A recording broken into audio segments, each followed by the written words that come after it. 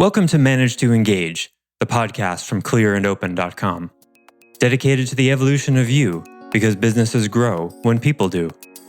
Serving leaders, managers, and people who will be, helping you reach excellence in your work and achieve your personal goals at the same time. Sign up for the free course at clearandopen.com.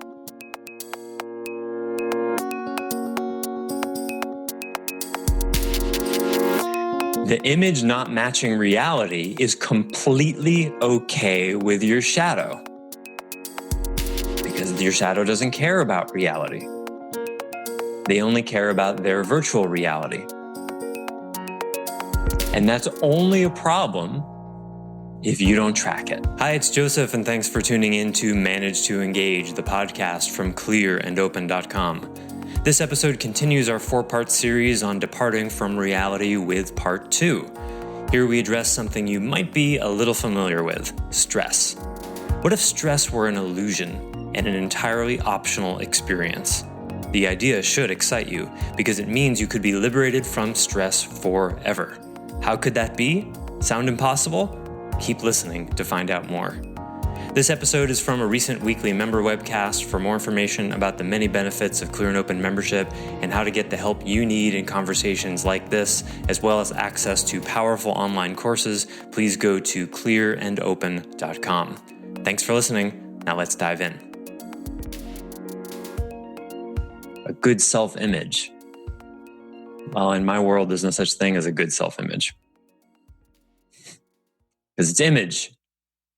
It's not real by definition. It's an image. Isn't that funny? How we talk about a good self-image or having a positive self-image, and we forget that that's an image? It's kind of weird, right? It's like eating the menu instead of the food. That's not the food. That's just the image of the food that you're seeing there on the menu. That's a picture of what you're going to eat. That's a really good image. I'll have 3 of them.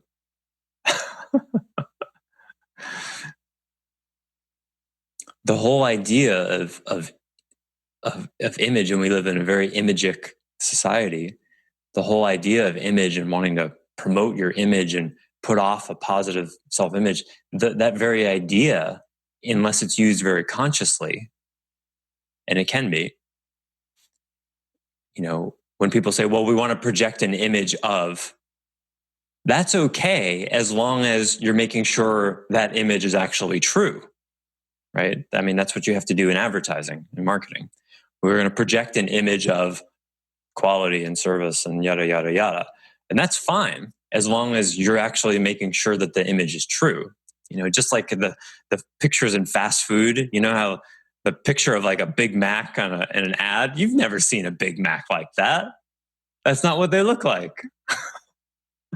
They look incredible. It barely fits on the screen. There's lots of space in between. The tomatoes look like they're right out of your garden. And then you see it, and the tomatoes this pale, barely red color, and the lettuce is wilted and it's kind of squished a little bit, right? The image doesn't match reality.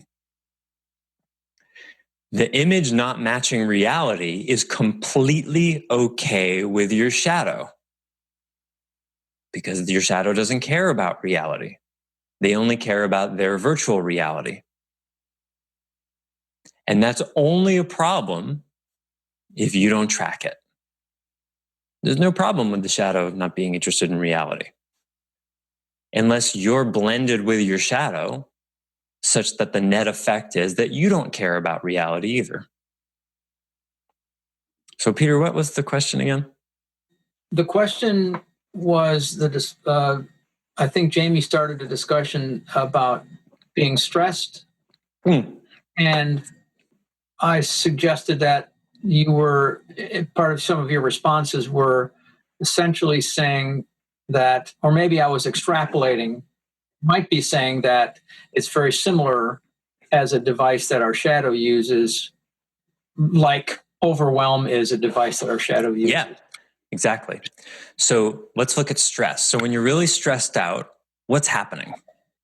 What is one's relationship to your experience when you're under stress? So an event arises, right? Your car is leaking a quart of transmission fluid an hour, for example. just as a random example. You have no other car. You need to do something about it. What's going on? In the case of an email this morning from a client that we recently completed a job in the basement when we put an egress window, and he mentioned that last night's rain was too much for the window well drain that we put in, and it was, spilling through the window onto the basement floor. I was thinking, oh boy, I don't have a solution for this. This is why I don't want to be in business anymore. I'm going to have to spend a lot of money and a lot of time to fix this problem. So it was, worry about what was going to happen, a virtual reality future that I began to create in my mind. Great. Brilliantly illustrated. I loved how you couldn't have done that any more concisely. Notice how you went from a window to your livelihood in like a second flat, right?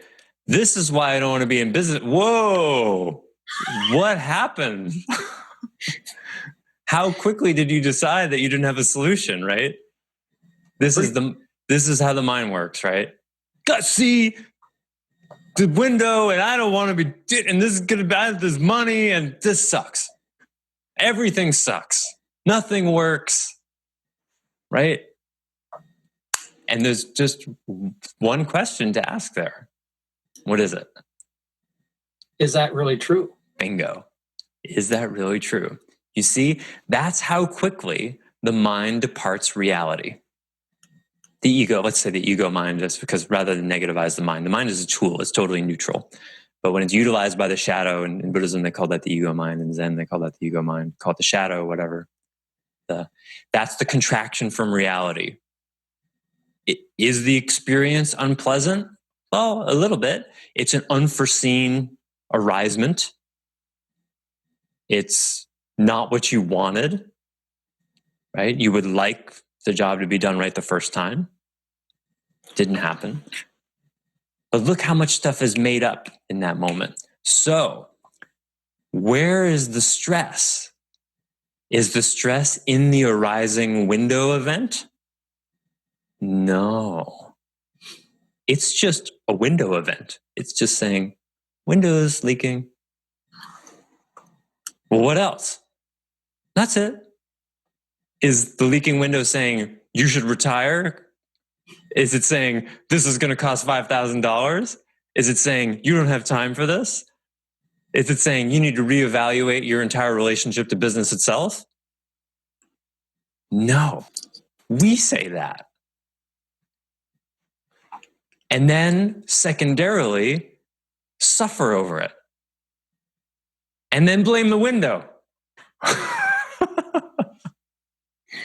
Just for the record, I didn't blame the window. What, did you blame anything or anyone? I forget. Usually we blame either ourselves or others, one or the other, or both. I think I blamed myself. Uh-huh. That would be consistent with your pattern. Yeah. That's the higher integrity way to go, even though it increases suffering. Yeah. Higher integrity inside the realm of ego mind, and you have high integrity. So, yeah, responsible people will tend to blame themselves, and less responsible people will tend to blame others. In a sense, it doesn't really matter. And from one perspective, blaming yourself is better because it's higher integrity. But from the realm we're talking about, they're both bullshit because they're both made up. True. The quickest path to get out of that when you're stimulated by a stress response is gratitude. Gratitude is a really wonderful way to short circuit the ego's mind tendency to make stuff up. Because why that is because the ego mind can't do gratitude. Well, I shouldn't say that. It can. But it doesn't do it very well. So, windows leaking. What an exciting opportunity. Now, you can't just say that. That's the ego mind. That's what you see. There's a lot of, in places like where I live, and Sedona, Arizona, and Ashland, Oregon, and Asheville, North Carolina, and Mount Shasta, and places like that, where there tends to be very spiritualized people. who are attracted to these places. There's a huge amount of unseen and undiagnosed spiritualized egos who think that if you say the words, well, I'm so grateful for this leaky window because I'm going to learn all sorts of lessons about it, that energetically just paves over the blame, but doesn't actually work it out. That's not the same. And it can be tricky to tell the difference. That's called spiritual bypassing. It's the mechanism by which you can use a spiritual truth or any kind of truth to actually depart from reality instead of abide with it. That's why I fired my yoga teacher. Really? Yeah. She was a bypasser? She was. Uh-huh. She thought, hey, man, we're just going to be here on this planet together, even though I'm 15 minutes late. It's all good. There you go. Great example. It's not good. Great example. One of the ways to spot bypassing is at the moment, the exact moment where personal responsibility and accountability is called for, the spiritual truth is invoked, right? Oh. Hey, you're 15 minutes late. Well, we're all brothers and sisters here. I really appreciate your compassion and your support, right? That's all true. But after you take personal responsibility for your actions, you see? That's fundamentally the issue. It's using a spiritual truth in a way that is trying to avoid the personal reality. And basically this happens, this is the mechanism by which a teaching gets designed to be pro-reality becomes anti-reality. That's exactly how it happens. And you get to see this at a certain point in the evolution of a teaching, and then it becomes institutionalized. So right now in sort of the New Age spiritual community, which is in the States, it's basically a hodgepodge mixture of Hinduism and Buddhism that has been getting more and more popular in the last 50 years. We're seeing how these teachings are being used to depart reality. Which is what you began the today's session with. Yeah. Now, in things like mainstream world religions, you can't really witness this happening for the first time. It's been going on in some cases for thousands of years, and so you don't get to actually see it. It's sort of like getting to watch molten lava fall into the sea and create land for the first time. Like, oh wow! In 100 years, there's going to be millions of people thinking what you just said, and that's where it gets kind of scary. Thanks for listening to Manage to Engage, the Clear and Open podcast. Join us next week when you'll be a little bit closer to who you're destined to be. Until then, know that Clear and Open is dedicated to the evolution of you because businesses grow when people do. Be sure to visit clearandopen.com for the latest tools, articles, and free resources to help you on your journey. Thanks for listening, and bye for now.